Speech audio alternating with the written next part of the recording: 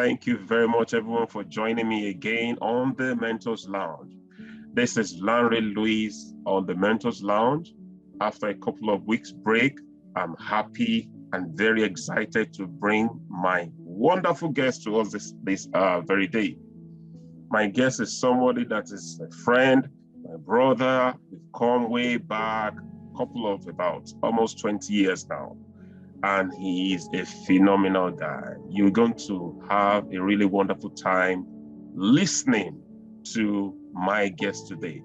Is no other person than Abraham Okusanya.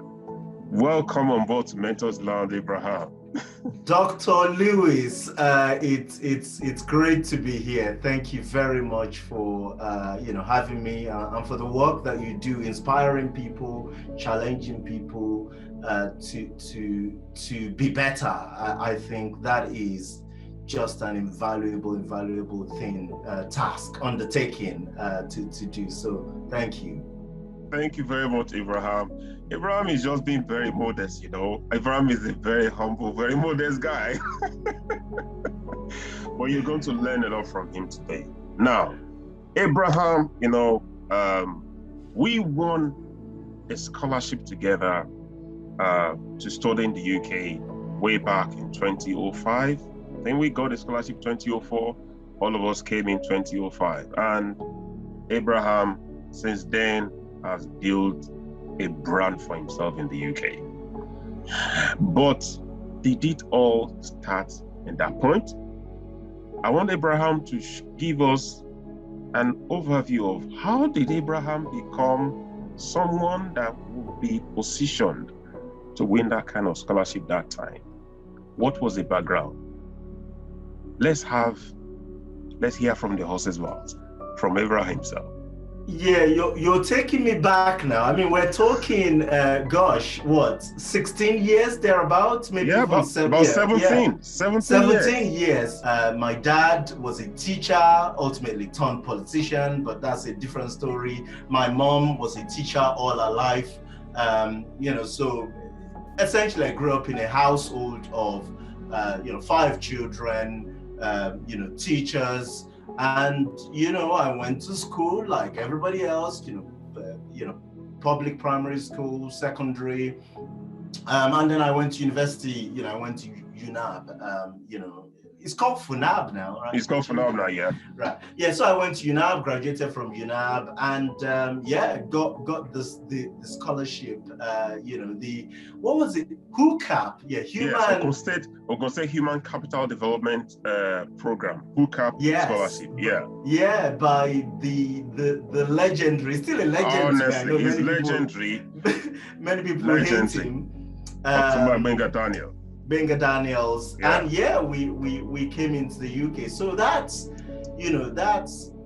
the journey, essentially, how that journey went. Awesome. So Abraham, now the very first time I had an encounter with you, I saw something that was unique. You are quite sound, intelligent. Yes, you had teachers as parents. Like I was telling people a few days ago, I told them that, look, this young man that you're seeing here today was not born with a silver spoon. My parents were civil servants.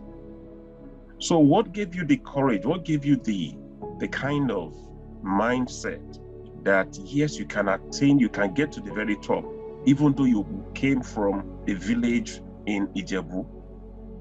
How did you, people need to hear this thing. They think that things just evolve, but how did you build that courage to be able to believe that, yes, you can amount to something? Well, look, like I said, growing up, I grew up in what many people consider, poverty. Now, I don't know how teachers are paid today, but my parents weren't paid very well at all. And at some point in time, my dad lost his job, actually not lost the job, gave up. He was so poor that he couldn't afford to be a teacher, so he gave up being a teacher and set up his own business, his own bakery business. We had a bakery business. And so I grew up in an environment where you know, I tell my 10-year-old daughter this story, my other children are still too young to understand, and she thinks it's child labor, right? You know, like I remember in secondary school, right? We would, you know, wake up literally at 4 a.m. in the morning. Your day started, maybe even 3 a.m. in the morning. And 3 a.m. in the morning, we will go to the bakery to help offload the bread and load them in my dad's car. My dad had, you know, Datsun, Shalaki. Yeah. So we would load the bread in the back of the car for him to drive it out and go distribute the business, you know, the bread to his customer. And you know, you end that process around about maybe 7 a.m. in the morning, and then you get into shower and you go to school. And when you get back from school at 2, you're going heading straight to the bakery to mix the dough, because you need to mix the dough and have the dough ready. It doesn't end there, you know. You mix the dough at sort of 3, and you go to lesson. You go to maths and English lesson, and then you come back at round about 6:30, maybe 7, to mold the bread and put it in the pan. Maybe you end that process at 9 and go to bed, only to be woken up by water. You know, this sprinkle water at 3:30, 4 a.m. in the morning. So that's the kind of the background that we had, you know, in terms of that excruciating work ethic, you know. And I don't know, something happened, you know. I had uncles who, you know, you would call made it, you know. I had one of my particularly successful uncle, you know, ran his own consultancy firm, still does run his own consultancy firm in Lagos, and he will come home, you know, in nice, you know, Mercedes. You know, he was very generous, and he would talk to us and all that stuff. And I just remember saying to myself, I want to be like that. I want to be like that. I don't, you know, I don't know where the desire came out of, but it was that, I would say that's essentially what was poured it for me. And then the second kind of experience for me was, you know, I became a Christian, gave my life to Christ just after I graduated secondary school. And for me, the journey, and I was fortunate to be in an environment where reading was just aggressively promoted. You know, readers are leaders. You know, reading was the beginning and the end of everything. And I remember just, you know, getting into books, you know, self-help books. You know, some of them I disagree with their concepts today, you know, some of the ideas today, but it was really, really instrumental in, for me, expanding, you know, aspiration and desire to just be more and do more in life. Awesome. I mean, I can pick few things from what you just said now. A very, very strong work ethic was developed right from a young age. It was like you were inducted into high work ethic. I mean, somebody who was trained like that is like military training. It's like what they do in military. It's like military training. So no matter how excruciating the circumstance or situation you may be facing after in life may be, it can never be compared to that kind of development. Secondly, you saw in someone that because someone has achieved something, I think I can also do it, right? And that was like the foundation of the seed to desire greatness. And you also found succor in books, because in reading you are able to expand your capacity for more, able to see more. And that is one thing that is very, very important, which is very key, right?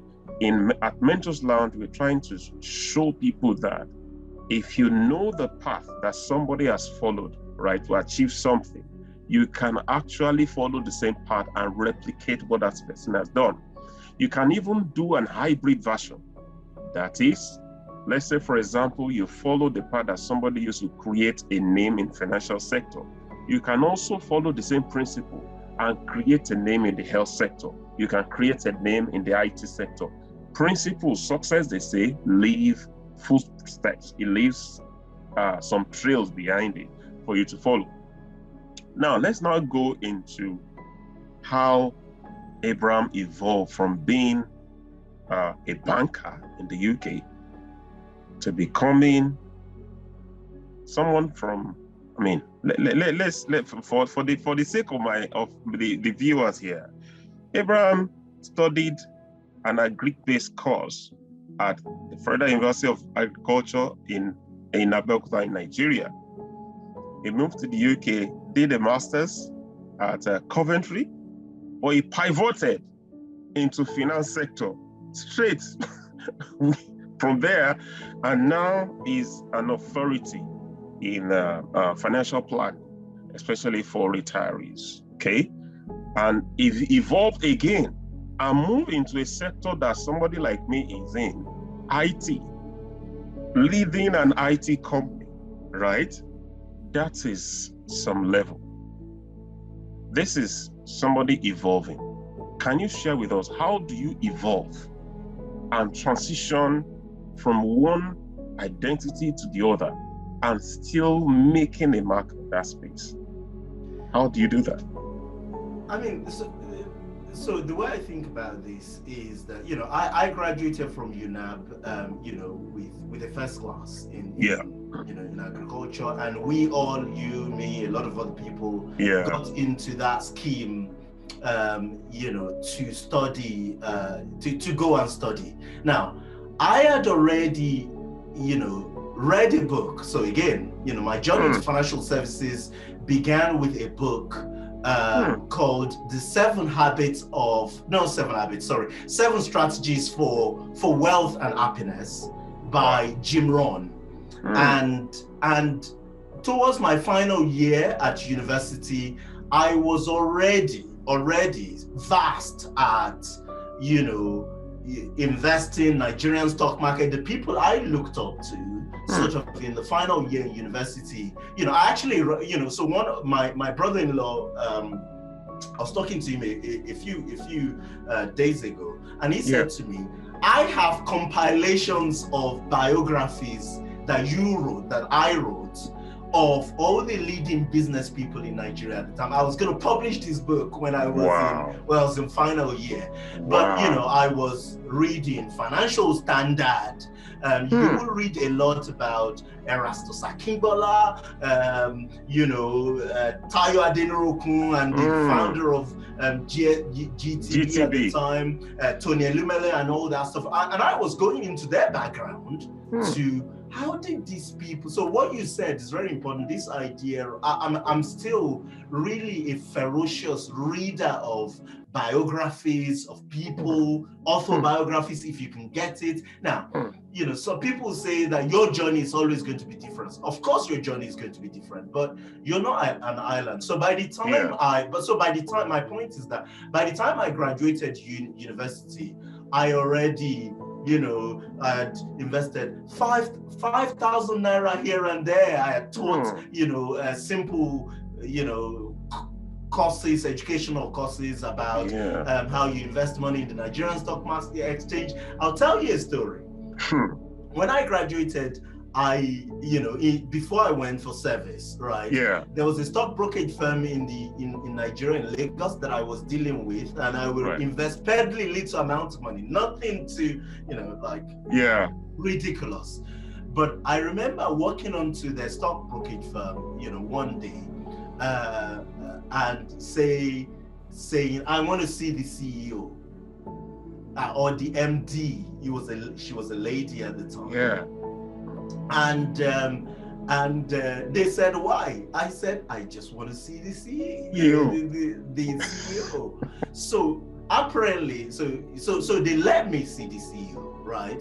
And essentially, I gave her a pitch why she should give me a job in a company.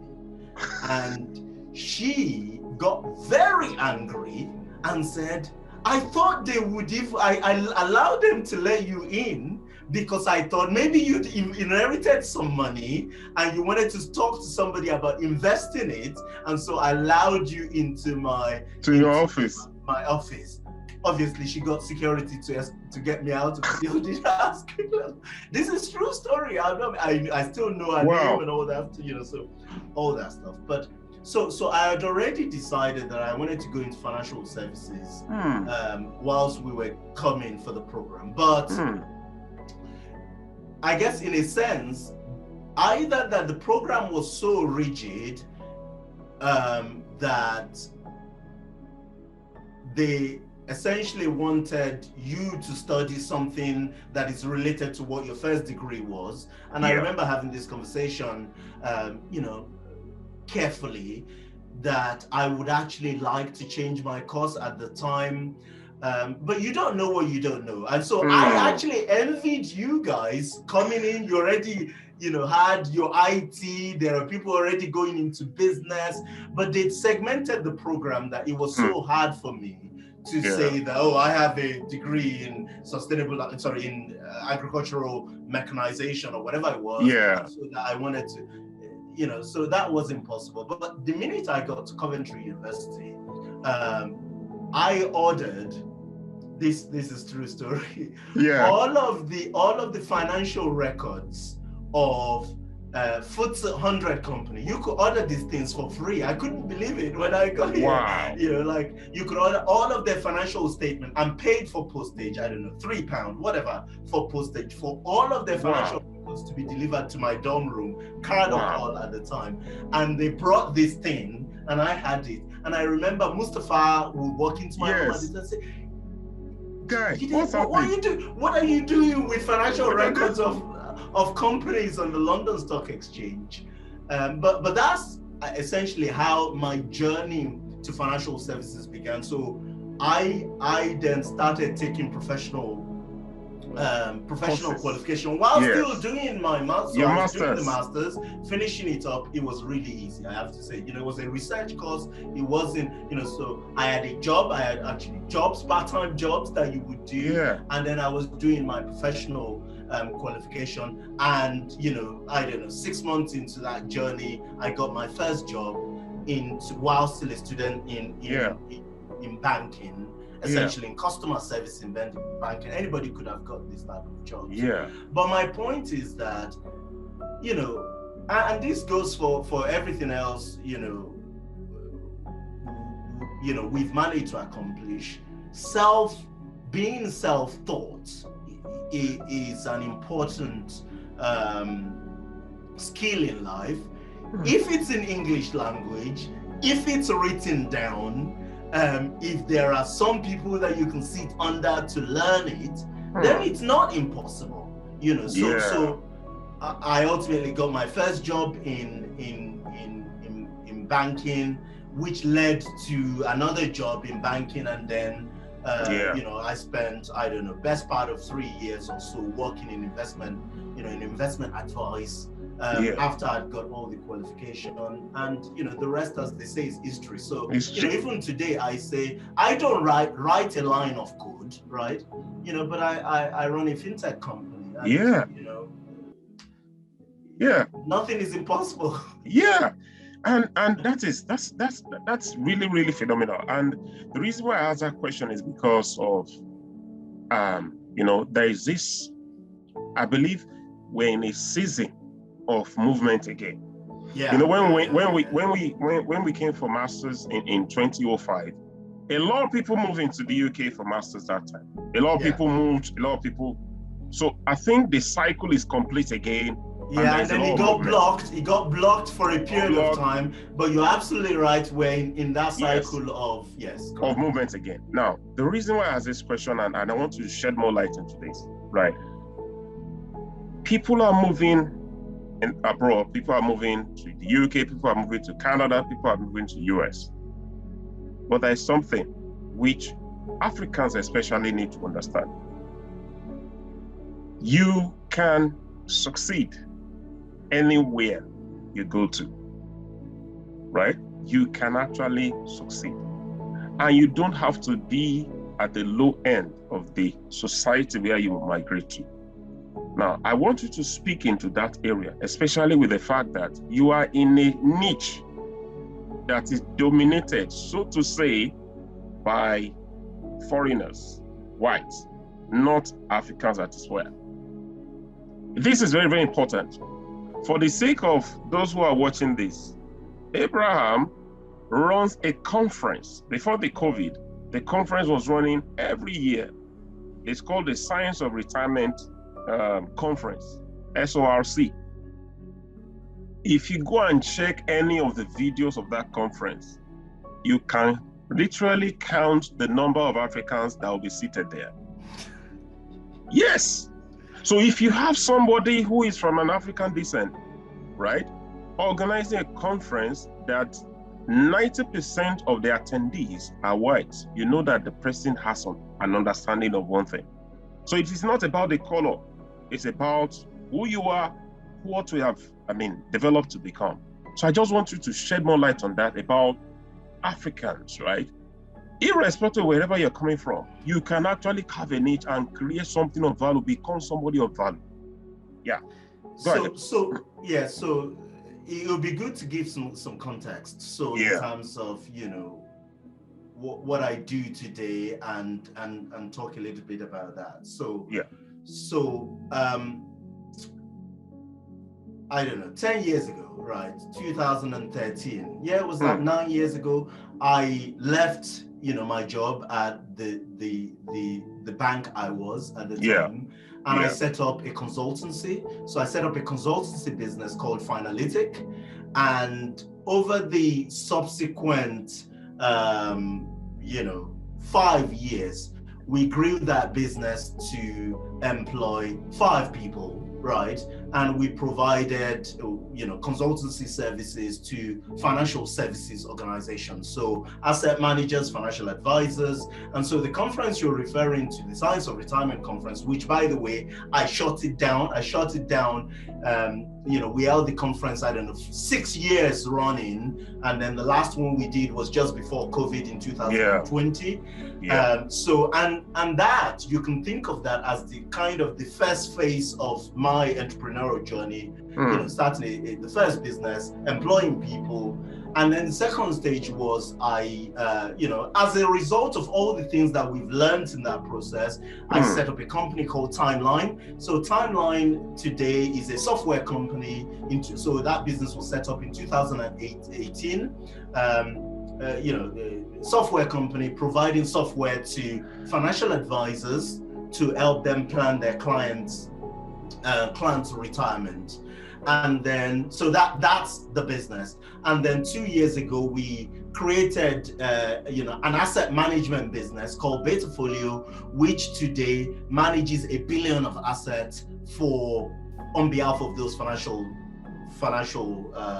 advisors. So think of Betafolio as the asset management business as a subsidiary of the software company. So essentially what we're doing is we're using software technology to power how financial advisors plan for people's future and how they invest their clients' money. Awesome. That's all we're doing. There's 40 people in the company today that we employ, and the company, has been growing massively. So to speak to, and anybody who knows anything about financial planning, investment management knows that this isn't, with all due respect to every party involved. This is a business that's happening in Britain, and so therefore it makes sense that the people you're dealing with are not, for the most part, immigrants. I didn't make that to be the case, right? That's just the nature of the business. So to speak. But it was bold. It was bold and courageous to do that. That's where the issue is now. I'll let you be the judge of that. But the point to your point, I totally agree with you that there are incredible opportunities in these countries, in the Western world, for immigrants. Gone are the days when immigrants' highest accomplishment is a janitor or cleaner. And I see this a lot, actually, with a lot of the people that we deal with, I come across, a lot of our peers who came into this country. They are doing really well in their chosen profession. They are, I saw the other day, do you use Calendly? Calendly? Yes, I know. Calendly, the guy, Nigerian. If you don't know, I use it. It's a £4 billion company that was founded by a Nigerian. And if you want to look, even further or older, slightly older generation, you look at, the private equity firm that owns London City Airport. Yes. You have Adebayo Glesi behind it. So my point is that the glass ceiling is imaginary. It's imaginary. Now, there are people who say, and I would say that when we came, 15, 17 years ago, you might argue that it was a little bit harder, right? Right now, I think it's even far easier, right? Because the Western economy is in demand for labor, it's in demand for skill and expertise. There is all sorts of social trends. Black Lives Matter, whether you disagree or agree, I don't know how you feel about it. Whether you disagree, but there's a lot of these secular trends. That means that you can definitely, absolutely,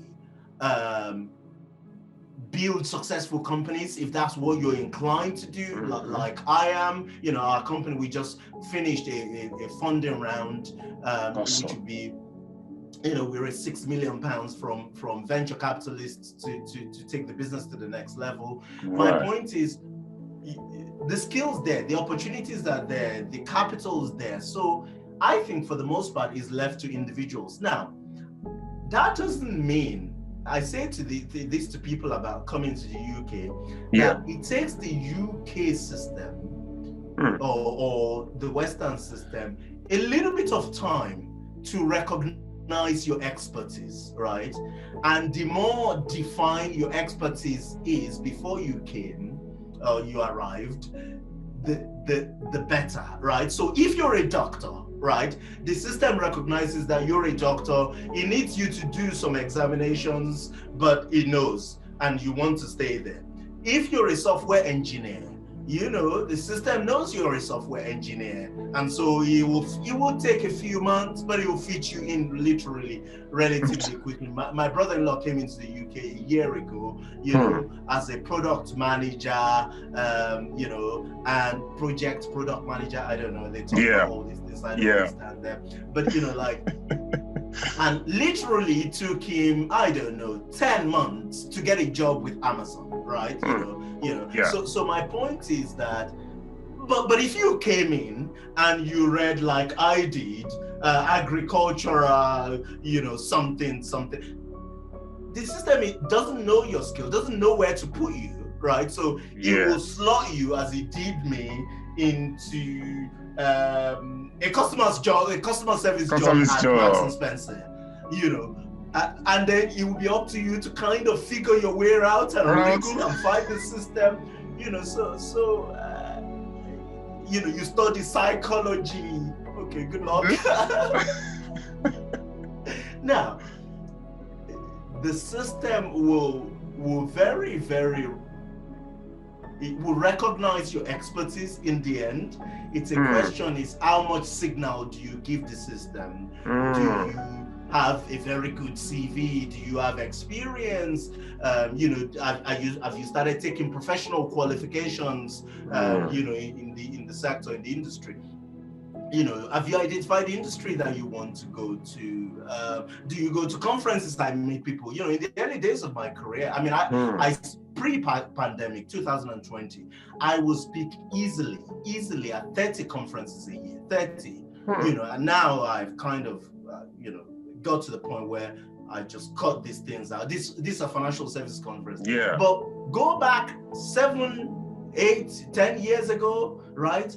I will attend conferences and I'll be the only Black person in the room, you know. And as if that wasn't enough, I used to think that was a bad thing, right? You know, why am I the only Black person in this room? Now, you know, at a point I recognize that actually it's an opportunity. You know what? For you. They can't forget my face. So I would go walk up to people, introduce myself, and all that stuff. So, and that helped, you know, because once they've seen that face, they can't forget. So yeah. Oh my. Honestly, you've really rolled out a lot of nuggets here. I mean, I would say that this is a masterclass for the Japa Nation on how to integrate into the system. Straight from the horse's mouth. And one thing that is very key here is this: refine your skill, refine what the system needs, and see how you will fit into it. The more cloudy. So as long as that skill is very cloudy, you make it difficult for the system to place you in a place that you desire. That's indeed. And if you're at the stage, I mean, if you're already in the country, I think many people would you've started recognizing those things, you know, professional education, professional development, you know, professional interaction. Interaction is very important. I mean, we're now in a world where you could be sitting at home, right, working, and never meet people that you work with socially.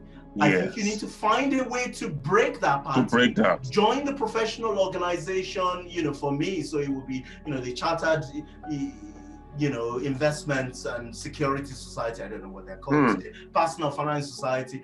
You know, go out to conferences, meet people, meet other people, put yourself out there. You know, LinkedIn, all these things, they're great, right?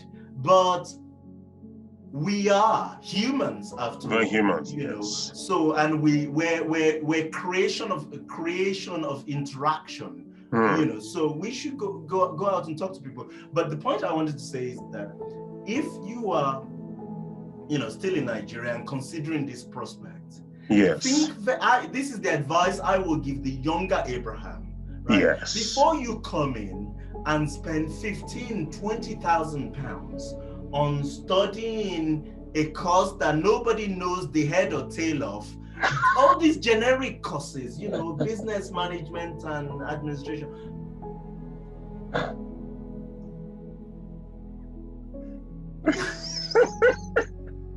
You know, one of my friends said, send me a list of courses. He said he wanted to. So I sent him the shortage skill. You know that in this country there is a shortage skill. And I said, look at that list.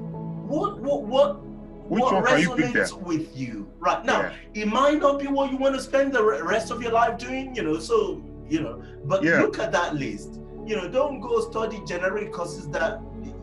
Now, I'm not saying you're not going to be successful. I'm saying that it will be harder for the system to place you.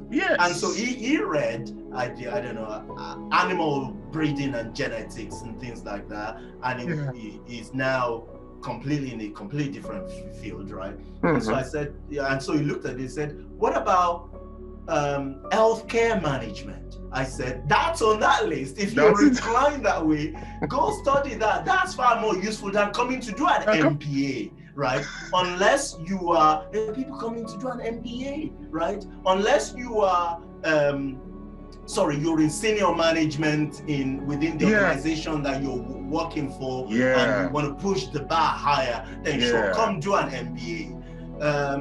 But you get my drift. I mean, this has been a whole lot of very valuable insights coming from Abraham today. Abraham is a very, very busy person, so I want to release him on time so that he can head back to work, you know. Lastly, Abraham, right? What is one thing that you would tell the Japa Nation For those who don't know Japa, Japa means to migrate, right? So that is the meaning of Japa, that means migrate. So for anyone who is migrating, especially to the UK, from African descent, whether it's a Nigerian or Kenyan or anyone, what is one thing you will tell them that they must never do coming into the system? That you must never do. Don't do it. Well, don't break the law. If your goal is to migrate, don't do this thing. Well, other than don't break the law, right? Yes. Yes. Other than those sort of big break, I would just say, don't settle for less. There are opportunities around. It's very difficult when you start this journey because you're leaving everything everything you've known. So when you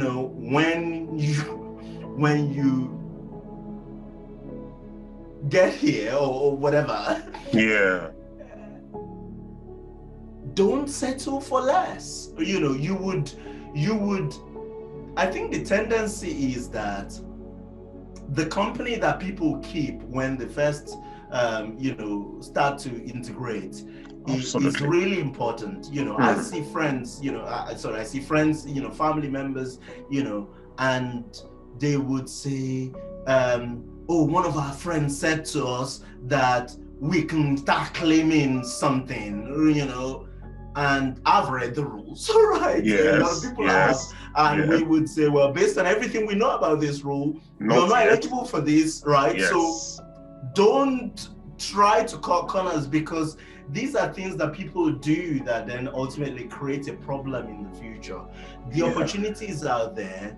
It's going to be difficult to start with. Some of us need to check in our job titles at the airport. Just check it in when they, when you come in. People come in and they say, I can't do that job.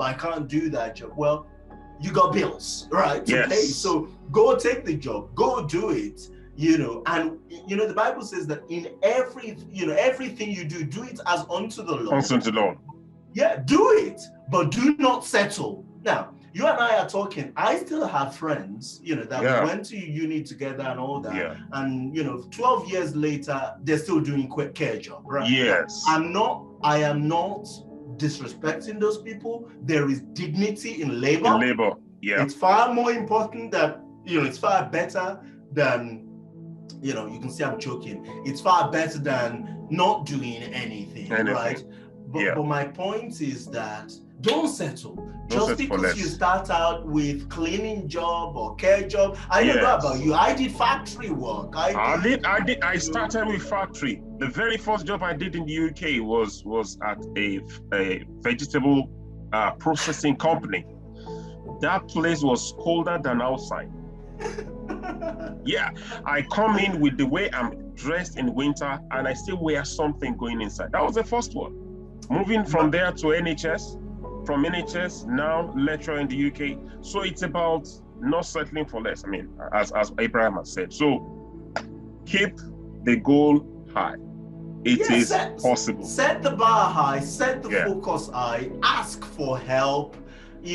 Occasionally, often take good calculated risk, not stupid risk that will land you into trouble. Risk with massive upside. Driving without a license in this country is risk without a massive upside. Setting up a business is a risk with, a legitimate business is a risk with incredible upside. So think about it that way. Yeah. Thank you so much, Abraham, for your time on the Mentors Lounge today. I want to thank you for coming, for sharing this deep insight, and I believe everyone is going to really gain a lot from this interview. Once again, Abraham, thank you very much. No, thank you, Dr. Lewis, for your work. I have to say, it's incredible that you're doing this. Some of us don't have the balls, right? To do this, to create a platform and to share stories and journeys. So thank you for for the incredible hard work, and thanks for having me. All right. So that's it, everyone, on the Mentors Lounge. Till another episode that I'll bring on to you, it's Larry Lewis signing out.